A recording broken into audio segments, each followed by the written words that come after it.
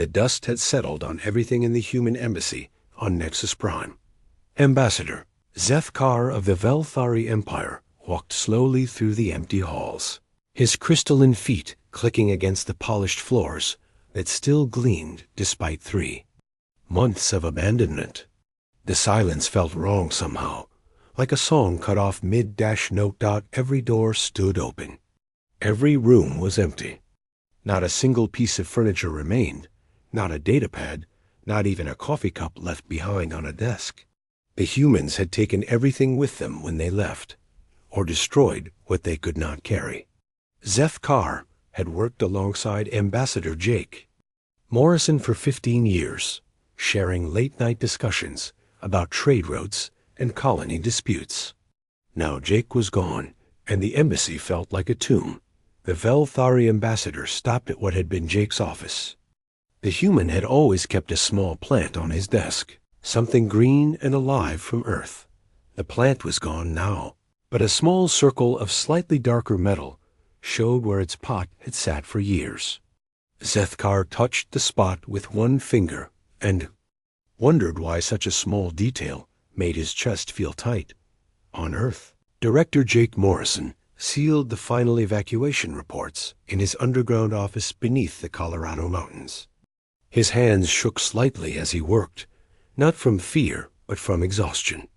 Operation Silent Dawn had taken 2 years to plan and execute. Every human colony, every research station, every trade outpost, every embassy had been quietly evacuated. Over the course of 6 months, not a single alien government had noticed until it was far too late to stop. Jake looked at the screens, showing empty space where human ships had once patrolled the shipping lanes between Korthony and Xanthari space. Those patrol routes had prevented 17 different wars over the past decade. The aliens had never asked humans to patrol those areas. Jake's people had simply done it because wars were bad for everyone. Human and alien alike. Captain Lisa Hayes stood on the bridge of the UES horizon, watching Earth grow smaller in the viewscreen. Her ship was the last human vessel to leave Council space, carrying the final group of evacuees from the diplomatic corps. Lisa had served in these same space lanes for 20 years, first as a junior officer, and now as captain of humanity's most advanced exploration vessel, the Horizon's Communication. Officer turned to Lisa with a grim expression. "Captain, we're receiving the final transmission from Director Morrison." Lisa nodded. "Put it through."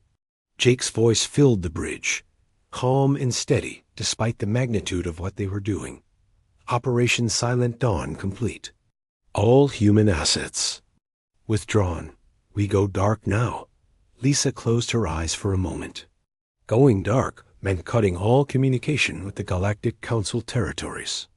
Humanity would disappear as quietly as they had served, leaving behind only questions and slowly crumbling systems that had depended on human expertise. On the rim worlds, an absence was already being felt. The Korthony mining colony on Zerion. 7 had been running smoothly for 30 years, its fusion reactors maintained by a small team of human engineers. Chief Engineer Nancy Stone had trained local Korthony workers, but she had always been the one to handle the complex quantum calculations that kept the reactors stable. 3 days after Nancy's departure, the first reactor began showing irregularities. The Korthony engineers followed the procedures Nancy had taught them, but the problems were beyond their training.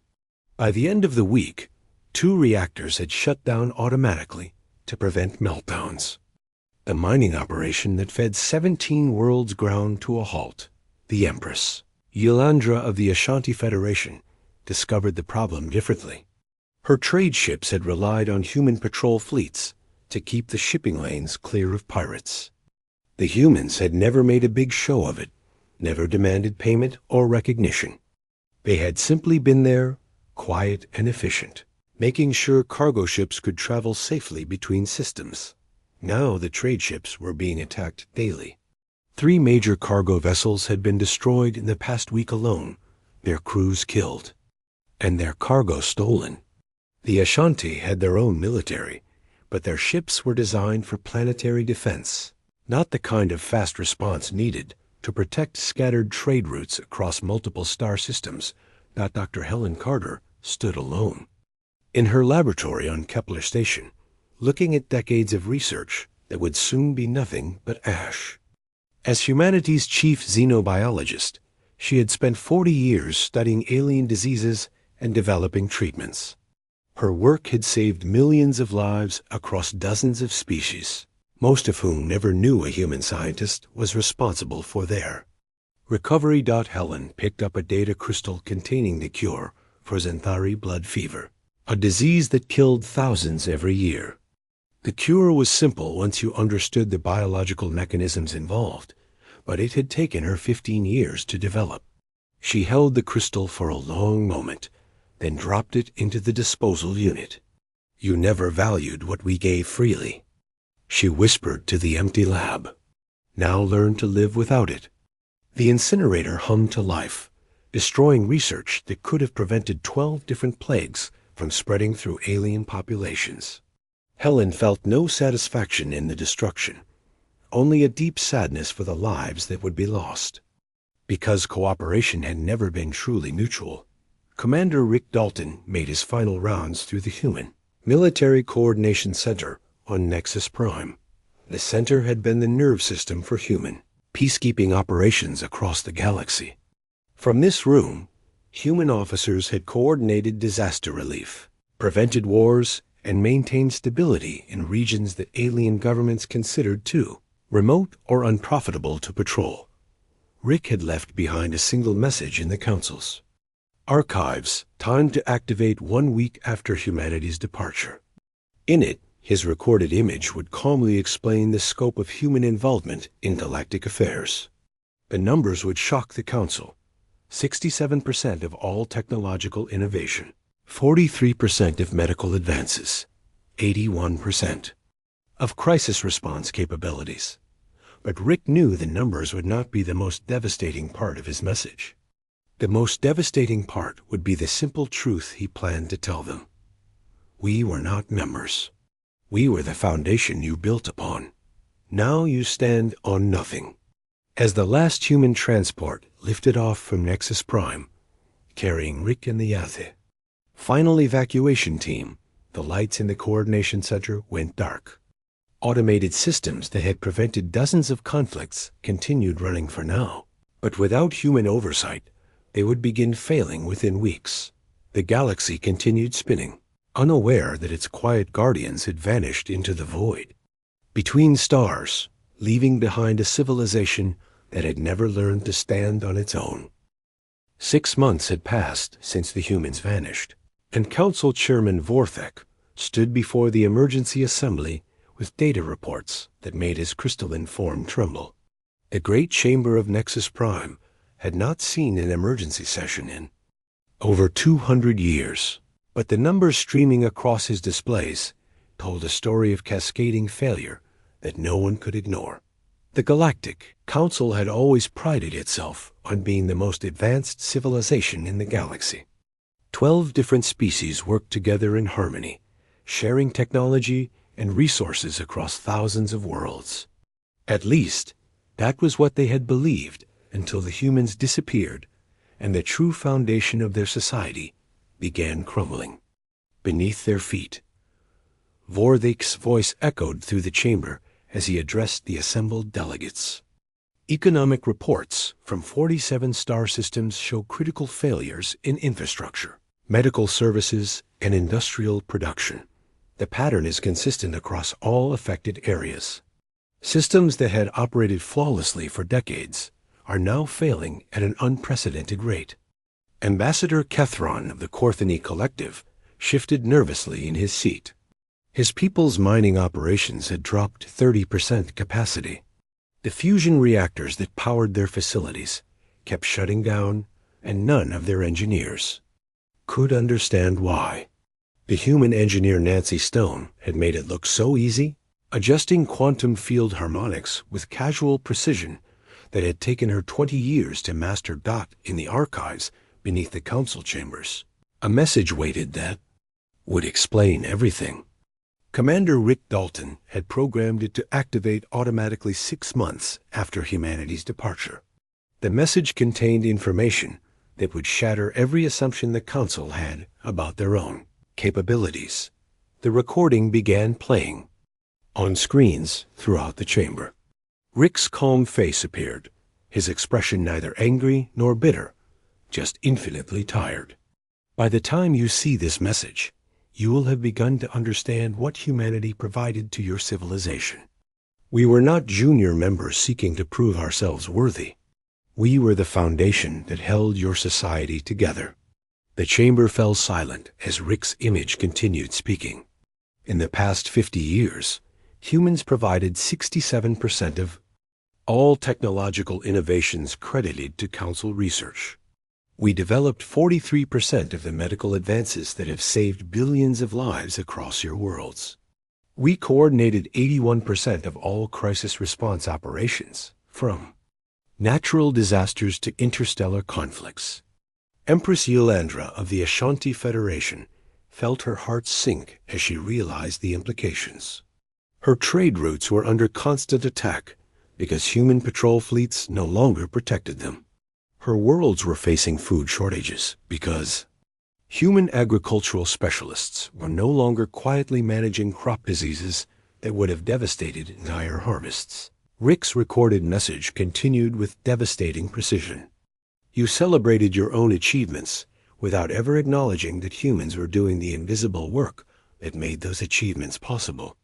When the Zenthari developed their atmospheric processors, it was human scientist Patricia Wells who solved the toxic waste problem that would have killed millions. When the Velthari created their faster-than-light communication network, it was human physicist Alan Price who calculated the quantum frequencies that made it stable. The Zenthari representative, General Maltak, watched in growing horror as Rick detailed how human environmental scientists had been secretly managing industrial waste on 12 Zenthari worlds. Without their constant monitoring and adjustment, the atmospheric processors were beginning to fail. Toxic compounds were building up in the air, and 3 worlds had already begun evacuation procedures. We maintained the peace between your species, Rick's image said calmly. Ambassador Carl Johnson prevented 17 different wars through careful diplomacy and strategic resource allocation. Dr. Helen Carter developed treatments for diseases that would have caused interstellar pandemics. Engineer Kevin Ross designed the safety systems that prevented industrial accidents on 43 worlds. The truth was spreading through the chamber like a cold wind. Every major advancement, every prevented disaster, every maintained peace had human fingerprints all over it. They had been gardeners tending a galactic civilization, working quietly in the background while the alien species took credit for their own prosperity. On the outer colonies, the reality of human absence was becoming impossible to ignore. The peace treaty between the Korthani and the Ashanti had been Carl Johnson's masterpiece, a complex agreement that balanced resource sharing and territorial disputes across 6 star systems. His aide, a young Korthani named Velshi, tried desperately to maintain the delicate balance that Carl had spent years creating. Within days of Carl's departure, old grievances began surfacing. The Ashanti accused the Korthani of violating mining quotas. The Korthani claimed the Ashanti were restricting trade access to neutral systems. Velshi had watched Carl handle these disputes with patient wisdom, but she lacked the experience and authority to command respect from both sides. First shots were fired 3 weeks later over a disputed asteroid field. What began as a minor skirmish escalated quickly without Carl's diplomatic intervention. Within a month, 3 star systems were at war, their populations fleeing as military fleets clashed in battles that human peacekeepers would have prevented. With a few carefully placed phone calls, Dr. Susan Baker's economic models had predicted all of this with terrifying accuracy. Her projections, discovered in abandoned human databanks on Kepler Station, showed the cascade effect of humanity's withdrawal down to the smallest detail. Food shortages on 17 worlds within 8 months. Technological regression on 43. Systems within a year. Complete collapse of the interstellar banking system within 18 months. The aliens had thought they were reading fantasy when they first found Susan's reports. The numbers seemed impossibly pessimistic. Now, 6 months later, every projection was proving accurate. The galactic economy was unraveling exactly as Susan had predicted, following patterns that revealed how thoroughly human expertise had been woven into every aspect of their civilization. On the medical worlds, the absence of Dr. Alan Price was becoming a catastrophe. Alan had served as humanity's representative to the Council's Health Committee, but his real work had been coordinating medical relief across dozens of species. He had maintained supply chains for vaccines, managed quarantine protocols for new diseases, and provided expert consultation for medical emergencies that local doctors could not handle. The Crimson Plague had appeared on Andorian worlds 2 months after Alan's departure. Under his coordination, such outbreaks were contained within days through rapid response teams and carefully managed treatment protocols. Without Alan's network, the plague spread unchecked through the Andorian sectors, killing billions while local authorities struggled to understand how human medical officers had made disease control look so effortless.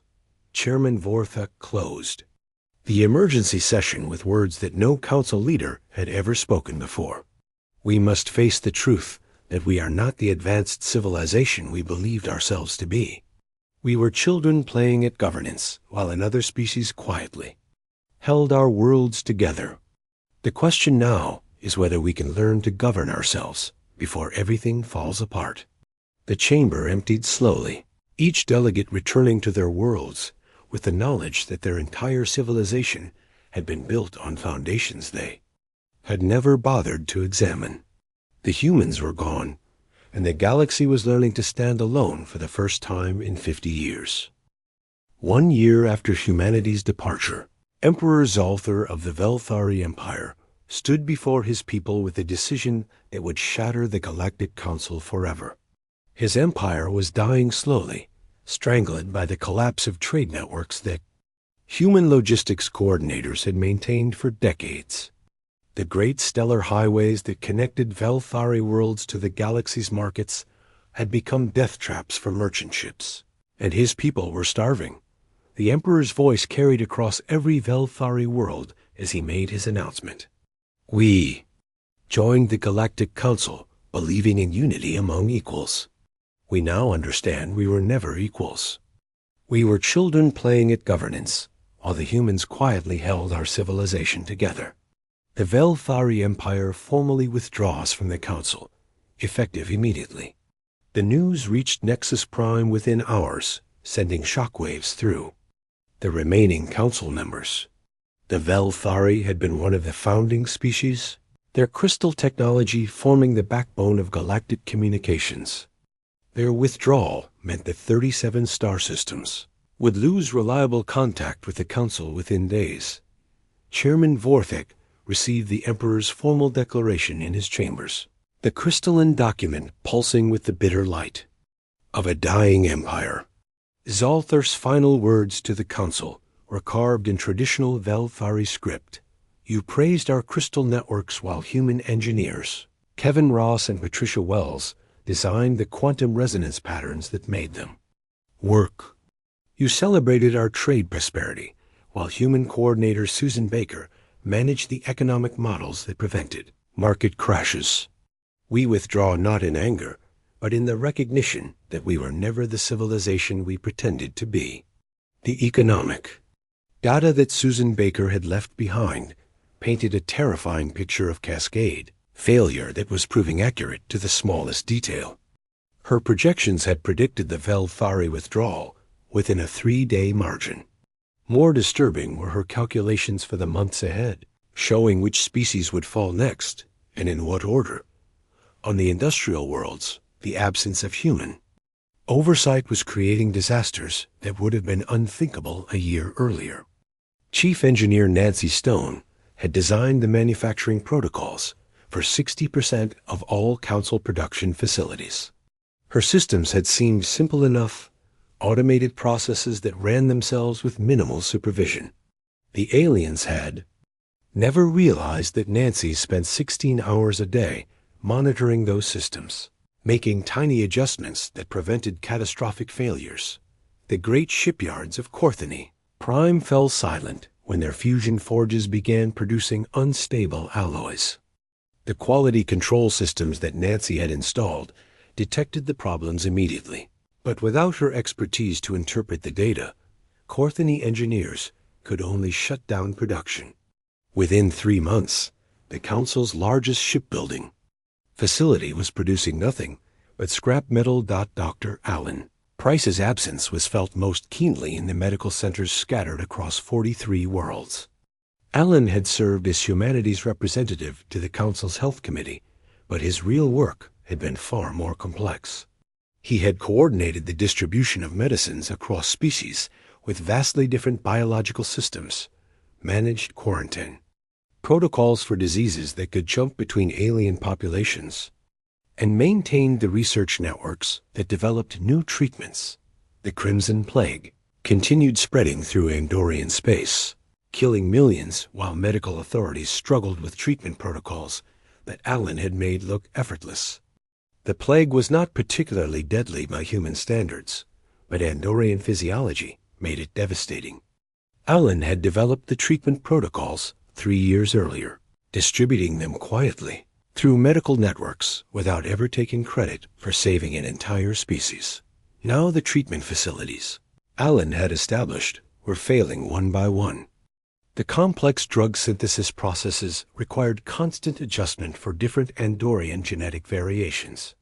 Without Allen's supervision, the medicines were becoming ineffective or even toxic. Entire worlds were being evacuated as the plague spread unchecked through populations that had trusted the Council to protect them. The Ashanti Federation was facing its own crisis as their stellar engineering projects collapsed without human expertise. Chief Engineer Nancy Stone had been providing critical calculations for their star-lifting operations, managing the complex gravitational dynamics that allowed them to harvest energy directly from stellar cores. The Ashanti had celebrated these projects as the pinnacle of their technological achievement, never knowing that human physics made them possible. 3 stars destabilized within a 6-month period, their cores disrupted by automated systems that Nancy was no longer there to calibrate. The stellar disruptions created massive gravitational waves that forced the evacuation of entire systems. Billions of Ashanti citizens fled their homeworlds as their suns became unpredictable, sometimes flaring with deadly radiation or dimming to the point where planets froze solid. Empress Yelandra watched her civilization crumble from her palace. On New Ashanti, the refugee world that had become the Federation's temporary capital, her people had always prided themselves on their mastery of stellar engineering. Now she understood that their mastery had been an illusion, dependent on human knowledge that they had never bothered to learn for themselves. The search for surviving human technology became desperate across Council space. Alien research teams combed through abandoned human facilities, looking for any systems that might still be functional. They found empty laboratories with destroyed databanks, manufacturing centers with wiped computer cores, and research stations that had been systematically gutted before abandonment. On Kepler Station, a joint research team discovered Dr. Helen Carter's former laboratory. The xenobiology facility had been the source of treatments for hundreds of alien diseases, but Helen had destroyed everything before leaving. The team found empty storage units where tissue samples had been kept, blank data crystals where research files had been stored, and sterilization chambers that showed evidence of complete biological destruction. Dr. Helen's work had prevented 7 major pandemics in the past decade alone. Her research into Xanthari blood fever had saved millions of lives, but the cure died with her departure. Her studies of Corthony genetic disorders had eliminated birth defects that had plagued their species for centuries. Her treatments for Ashanti radiation sickness had made their stellar engineering projects safe for workers. All of it was gone, destroyed by the woman who had spent 40 years saving alien lives. The research team found only one intact item in Helen's laboratory, a small note written in standard galactic script. For species that value conquest over cooperation, some knowledge is too dangerous to leave behind. The Council's remaining members began pointing fingers at each other as their civilization continued its collapse. The Korthani blamed the Zenthari for hoarding resources. The Zenthari accused the Ashanti of causing the stellar disasters that were disrupting space-time across multiple systems. The Ashanti claimed that other species had never contributed fairly to Council operations. Chairman Vorthik tried desperately to hold the alliance together, but the truth was becoming impossible to ignore. The Council had never been a partnership of equals. It had been a collection of client species dependent on human expertise for their most basic functions. Without that expertise, they were falling back to their individual technological levels, which were far more primitive than any of them had wanted to admit. The final blow came when the Zenthari Collective announced their withdrawal from the Council. General Loltek's statement was brief and bitter. The humans maintained our atmospheric processors for 30 years, while we celebrated our industrial might. Now our worlds are choking on toxic waste, and our people are dying.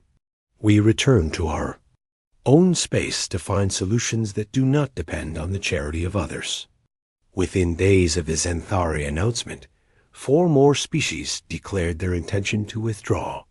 The Great Galactic Council that had governed thousands of worlds was fracturing into isolated fragments, each struggling with problems that humans had solved so quietly that most aliens had never known the problems existed. 2 years after humanity's silent departure, Captain Zorarn of the remnant Korthani fleet led the most desperate search operation in galactic history. 17 different species had pooled their remaining resources to fund the mission. Their governments clinging to the hope that humans could be found and convinced to return. The search fleet consisted of 47 ships from 12 worlds, representing everything the fractured council could still muster. Zoran stood on the bridge of his flagship, studying star charts that showed the vast emptiness where human colonies had once thrived. The search had taken them to the edge of known space and beyond, following cold trails through regions that mapmakers had marked as uninhabited. Every lead had ended in disappointment. Every clue had led only to more empty space. The first major discovery came at Titan's Edge, a research station in the Outer Rim that had been abandoned so completely that automated systems were still running. 2 years later, Dr. Kevin Ross had operated the facility as humanity's primary research center for faster-than-light communication technology. The station's quantum computers were still processing calculations when the search team arrived, their displays showing work that had continued long after Kevin's departure. Lieutenant Velshi, now serving as Zoran's communications officer, led the team that boarded the research station. The facility was pristine but empty, its corridors echoing with the soft hum of life. Support systems that had maintained perfect conditions for equipment that no longer had operators. Every workstation was clean and organized, as if the researchers had simply stepped out for lunch and planned to return at any moment. The team found Kevin's personal laboratory in the station's core, surrounded by quantum field generators that were still running complex calculations. The equipment was worth more than most planetary defense budgets, representing decades of human research into the fundamental nature of space and time. But when Velshi tried to access the data files, she found only empty storage banks and wiped memory cores. A single note remained on Kevin's desk, written in his careful handwriting on actual paper. For species that value conquest over cooperation, some knowledge is too dangerous to leave behind. The note was signed simply K. Ross and dated 3 days. Before humanity's final evacuation, the search teams began to understand the thoroughness of humanity's withdrawal as they investigated more abandoned facilities. On Zarian Prime, the industrial heart world that had powered half the galaxy's manufacturing, they found evidence of Lieutenant Amy Foster's evacuation protocols. Every human-designed system had been methodically disabled, not through destruction, but through the removal of critical components that rendered the technology useless. Amy had commanded the most complex evacuation in galactic history, coordinating the withdrawal of human personnel from thousands of facilities, while ensuring that no alien species could simply take over human technology. The dependency locks she had installed activated automatically after humanity's departure, causing systems to fail in ways that looked like normal equipment breakdown rather than deliberate sabotage. Captain Zor-An's team discovered manufacturing plants where human supervisors had quietly managed production for decades. The alien workers had followed human-designed procedures without understanding the underlying principles that made those procedures work. Now the factories stood silent, their automated systems locked in error, states that no alien engineer could resolve. Engineer Peter Clark had been the manufacturing coordinator for 12 major industrial worlds. His oversight systems had prevented thousands of accidents and maintained quality standards that kept galactic trade flowing smoothly. The search team found his personal quarters in the main facility, empty except for a holographic message that activated. When they entered the room, Peter's image appeared in the center of the room, his expression calm but tired. If you're seeing this, then you've begun to understand what we built together. Every production line, every safety system, every quality control measure was designed by humans working quietly in the background. We never demanded recognition because the work itself was reward enough. Now you must learn to build your own future without our help. The hologram flickered and disappeared, leaving the search team standing in empty silence.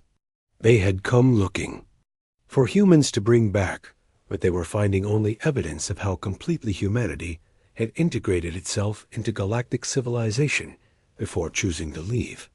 On the outer colonies, the search operation uncovered the scope of human crisis, management that had operated invisibly for decades. Commander Rick Dalton had coordinated disaster response across 43 star systems, maintaining rapid response teams that could deploy to any emergency within hours. His command centers were found empty but intact, their communication arrays still monitoring distress signals they would never receive. Human response. The aliens began cataloging the disasters that human teams had prevented over the years. Asteroid impacts that had been deflected by human engineering. Solar flares that had been predicted and shielded against by human science. Plague outbreaks that had been contained by human medical response. Every major crisis of the past 50 years showed evidence of human involvement that the affected species had never acknowledged. Dr. Susan Baker's Economic Analysis Centers revealed the true complexity of galactic trade networks that humans had maintained. Her computers were found running economic models that tracked resource flows between thousands of worlds, predicting market fluctuations and preventing economic disasters through subtle adjustments that alien governments had never noticed. Susan's projections showed exactly how galactic civilization would collapse without human management, down to specific time frames and affected systems. The search teams realized they were reading their own future, watching their worlds fail in precisely the sequence that Susan had calculated too. Years earlier, the most disturbing discovery came on Kepler Station, where Dr. Helen Carter's medical research had saved millions of alien lives. The search team found her personal laboratory, its biological containment system still running, but protecting nothing except empty air. Helen had destroyed 40 years of research rather than leave it behind for species that had never valued her contributions. The team found records showing that Helen had developed treatments for over 300 alien diseases during her career. Many of those treatments were the only things preventing massive die-offs in alien populations.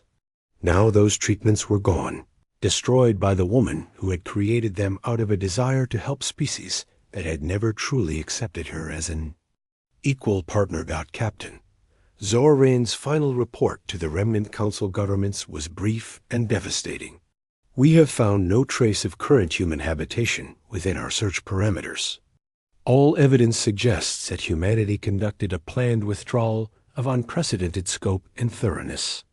They have left behind no functional technology, no accessible research data, and no indication of their current location or intentions.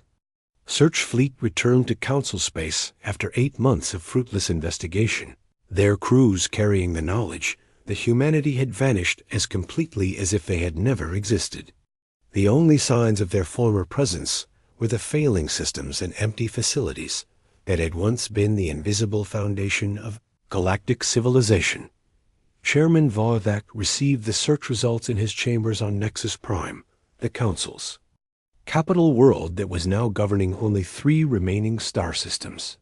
The great alliance that had once spanned the galaxy was reduced to a ceremonial body presiding over the fragments of a civilization that humans had built and then quietly abandoned. The final transmission in the search fleet's records came from a deep space monitoring station on the galactic rim. An automated beacon had detected massive energy signatures beyond the edge of known space, evidence of large-scale construction projects and fleet movements in the void between galaxies. The signatures were consistent with human technology, but they were operating at scales that suggested humanity had not merely survived their departure, but had thrived in ways that made their former galactic presence seem modest by comparison. 5 years after humanity's silent departure, the great chamber of the Galactic Council stood nearly empty. Chairman Vorthak looked out over seats that had once held delegates from hundreds of worlds, now occupied by representatives from only 3 surviving star systems. The magnificent hall had been designed by human architects to accommodate thousands, its acoustic systems engineered by human scientists to carry voices across vast distances. Now those voices numbered so few that their words echoed in the emptiness, like whispers in a tomb. The Korthany Collective had been the last major power to abandon the Council, their withdrawal announced 6 months earlier when their final atmospheric processor failed. General Naltuk's parting words still rang in Vorthak's memory. We came seeking partnership and found only our own dependence. The humans were gardeners, and we were the plants they tended. Without them, we wither and die. The 3 remaining systems represented the stubborn remnants of species, too proud to admit total defeat. The Xanthari maintained one mining world where a few thousand survivors struggled with equipment they barely understood. The Ashanti held a single research station where their scientists tried desperately to reverse engineer human technology from broken fragments. The Velthari kept their crystal communication networks running on 2 worlds, though the networks were failing more each day without human quantum engineers to maintain the resonance patterns. Vorthak stood at the podium, where hundreds of council leaders had once debated the future of galactic civilization. The air recycling systems that kept the chamber breathable had been designed by human environmental engineer Patricia Wells, who had calculated the precise mixture of gases needed to support 12 different species in one space. The systems were still running, but diagnostic readings showed they would fail within months without maintenance that no surviving engineer understood how to perform. The lights that illuminated the chamber had been installed by human technicians who understood the visual spectrums of multiple alien species. The gravity generators that allowed different species to walk comfortably together had been calibrated by human physicists who spent years studying alien biology. Even the chairs they sat in had been designed by human ergonomic specialists who ensured that beings with vastly different body structures could participate equally in council sessions.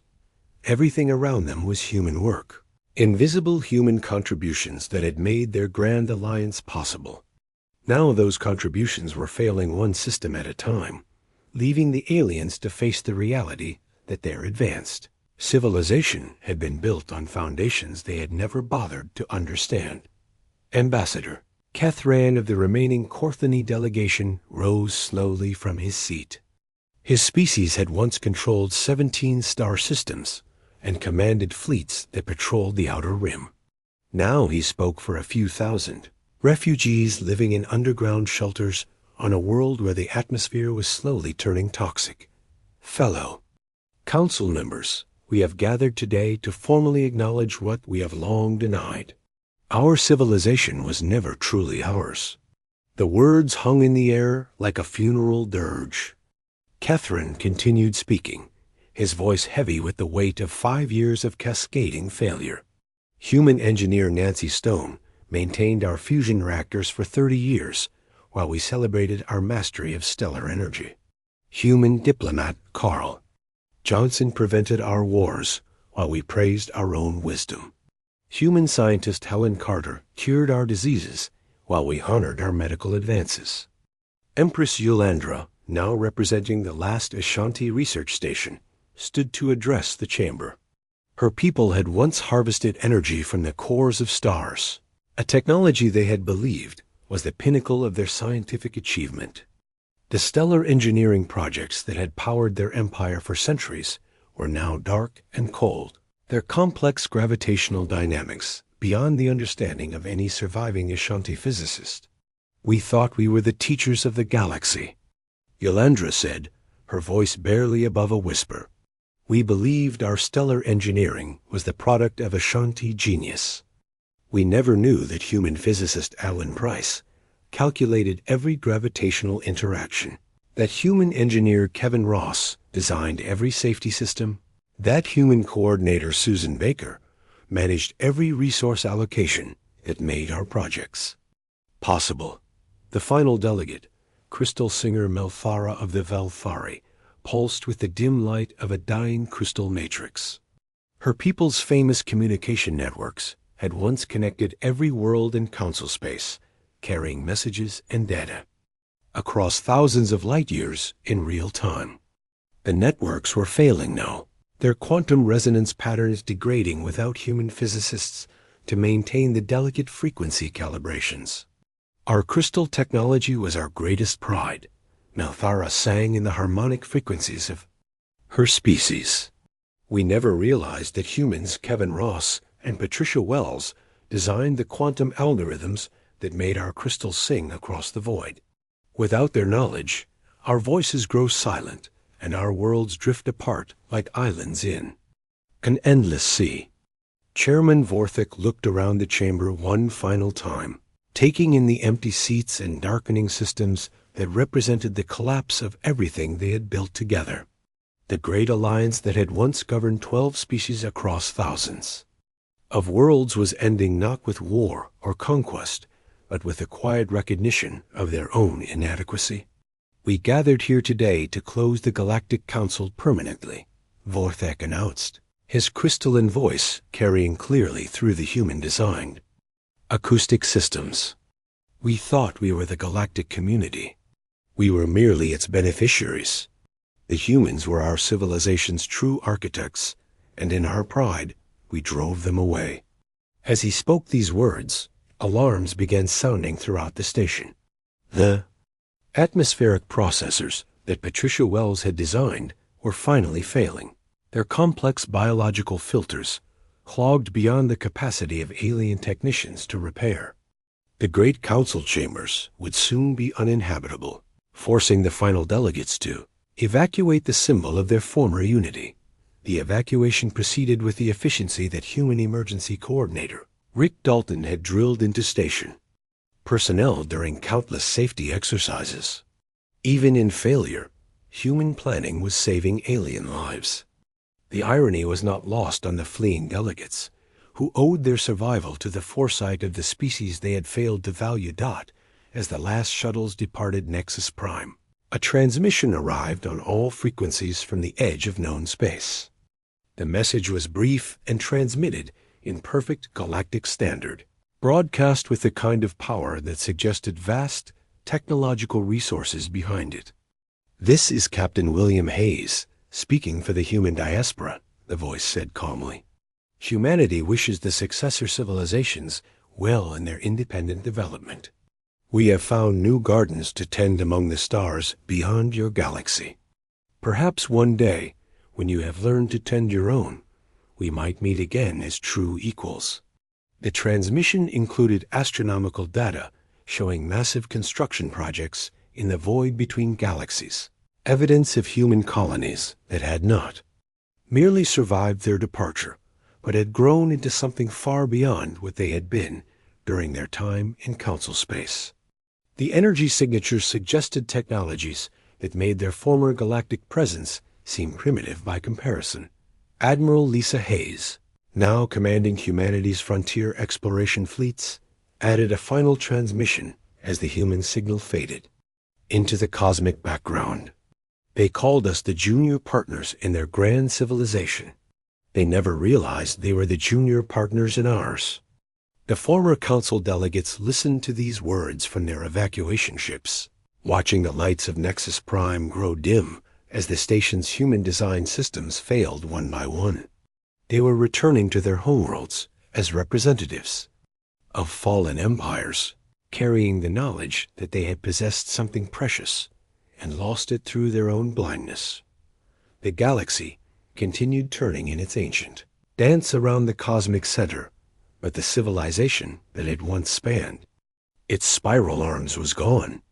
In its place remained scattered worlds struggling to relearn technologies they had never truly understood, tended by species learning too late the difference between dependence and partnership.